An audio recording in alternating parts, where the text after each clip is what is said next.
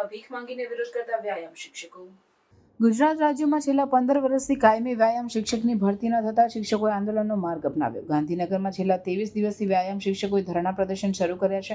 આંદોલન દરમિયાન શિક્ષકોએ અંક કસરત અને સૂર્ય નમસ્કાર યોગ કર્યા છે। શિક્ષકોએ ભગવાન શ્રી રામને પત્ર લખ્યો હતો। ગઈકાલે તેમણે પોતાની ડિગ્રીઓ 500 થી 1000 રૂપિયામાં વેચવા કાઢીને વિરોધ નોંધાવ્યો હતો। આજે 23મા દિવસે સરકાર પાસે નોકરીની ભીખ માંગવાનો કાર્યક્રમ યોજાયો છે। આંદોલન દરમિયાન 20 જેટલા આગેવાનો સામે પોલીસે ગુના નોંધ્યા છે, છતાં વ્યાયામ શિક્ષકો પોતાની માંગણીઓ પર અડગ છે। શિક્ષકોને સરકારની ખેલ સહાયક યોજના મંજૂર નથી। તેમના મતે આ યોજના શાળાના બાળકો કે વ્યાયામ શિક્ષકોના હિતમાં નથી। 11 માસના કરાર આધારિત ખેલ સહાયક યોજનામાં અનેક ખામીઓ છે। રજાઓના નિયમો સ્પષ્ટ નથી।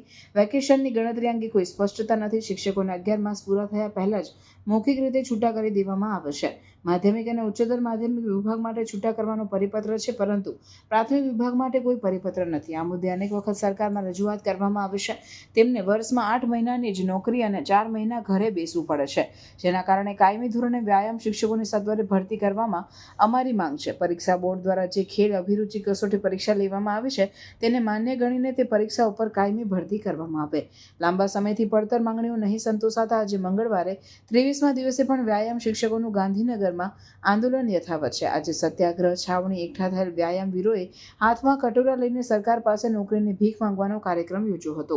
વ્યાયામ શિક્ષકોએ કહ્યું કે સતત 22 દિવસથી સરકાર પાસે પડતર માંગને લઈને આંદોલન કરી રહ્યા છીએ।